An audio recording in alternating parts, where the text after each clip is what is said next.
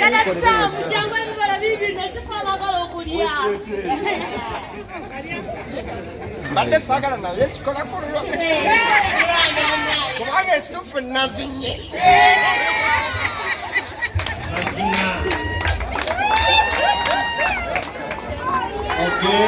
Tusinzira ku Kampala City Grammar School, essomero eddungi erisangibwa ku kasozi Mutundu nga bakava mu katale e Nalukolongo, ng'era amasanyu g'olaba g'abasomesa ne staff okutwaliza wamu ya Kampala City Grammar bamazeeko ttaamu esooka, era nga bakkiriza nti buli mwana eyasomedde ku Kampala City Grammar ttaamu ewedde yagenze alina kyayize, okuviira ddala mu by'omu kiraasi okutuukira ddala mu by'emizannyo, ebyokuwuga, ebya culture, nyogere ki ndeke ki, kuba lino essomero nga bwe twabategeeza nga liggulawo teryawula mu madiini, buli mwana n'eddiini ye abadde balina kye bamwongerako. So okutwaliza wamu enteekateeka y'essomero twagibalagadda, buli kimu kirungi, kaakati olwaleero ge masanyu. Lwaki nedda nga director ne ttiimu yonna yonna basazeewo okubeera nga ate basanyusaamu staff yaabwe, babategekedde akabaga ne staff abakyala n'abaami abayigirize, buli omu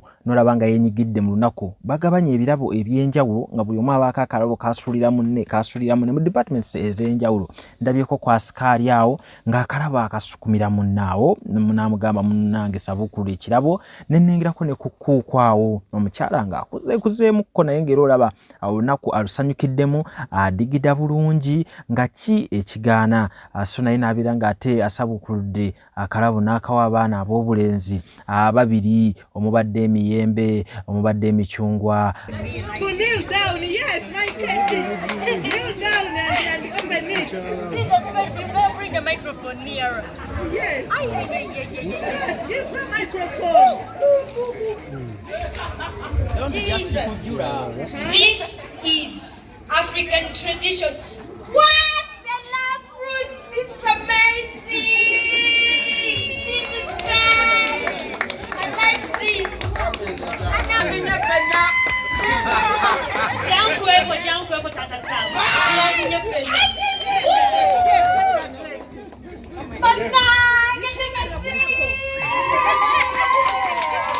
Wow, thank you so much. Taata Sam jangu ebibala bibi nesifamagala okulya. Mbadde saagala naye kikola kulwa. Kubanga ekituufu nazinye.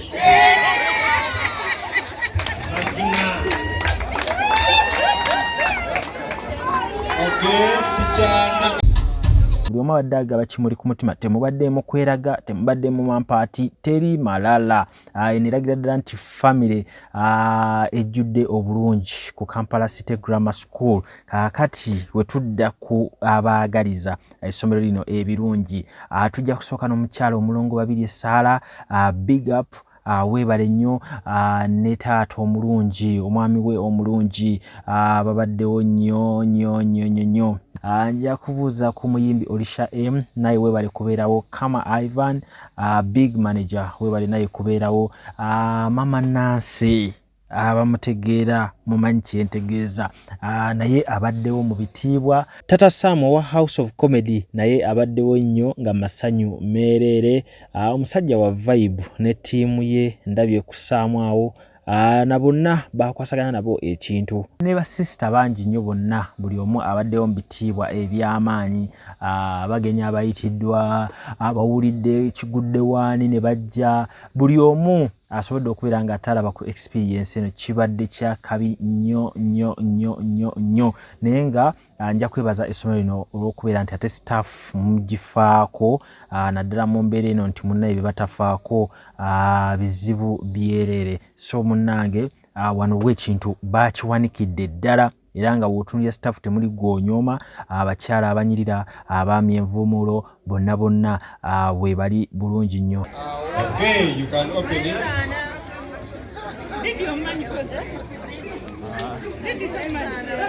Namusanga wa.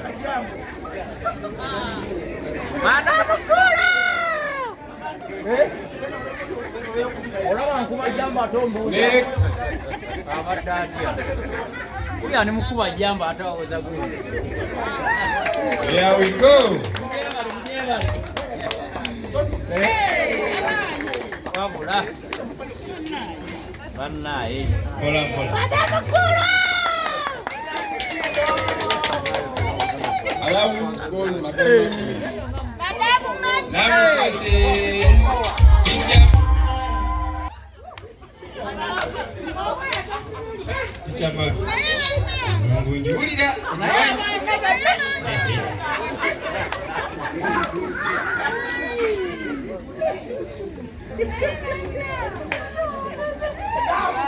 Here we go. Have a feeling. What happened? Next.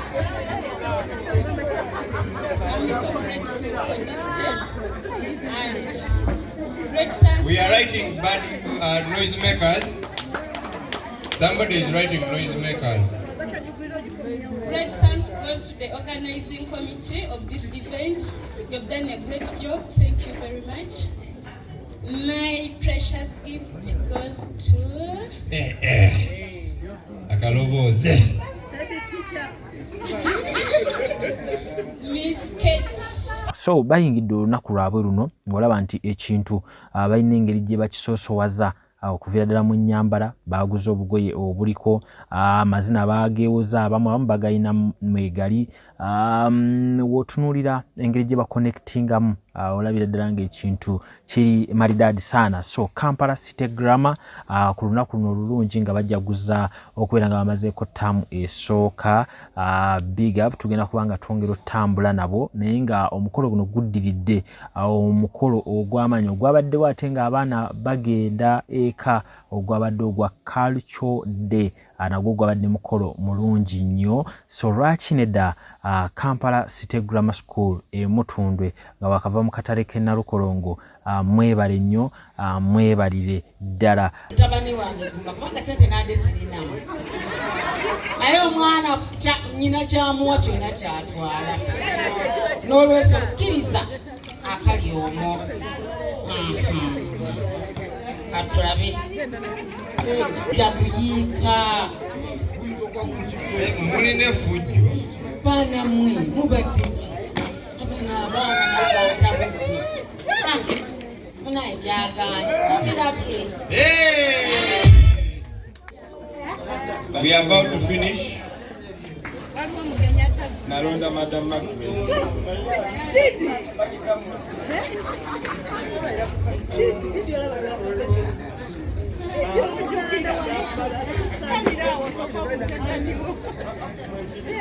Good evening, ladies and gentlemen.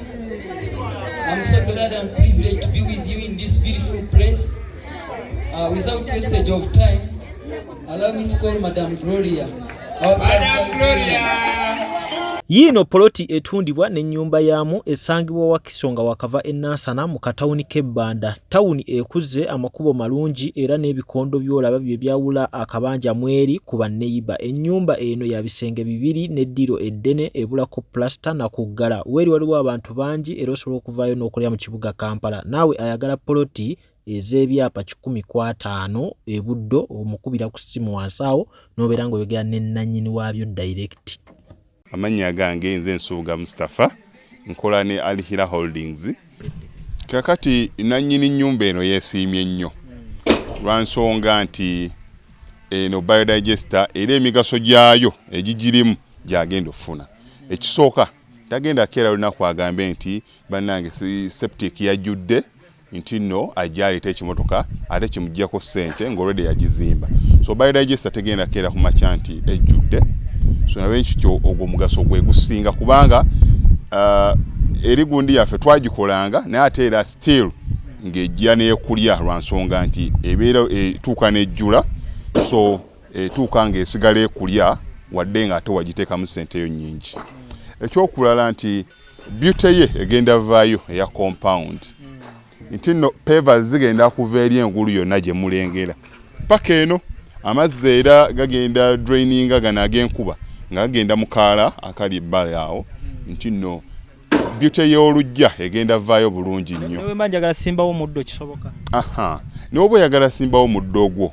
Kubanga kati singa owa kamera waffe akulaga nti nno system ogira nti eri wansi fuuti 2. Fuuti 2. Kweno level kutuyimiridde. Aha, wansi fuuti nga 2. So omuddo kakube guyina emirandira gitya guba gujja mmera. Yes. Bannange tetukolera bagagga bokka. Ate era tetukolera tetusijja bayita baavu.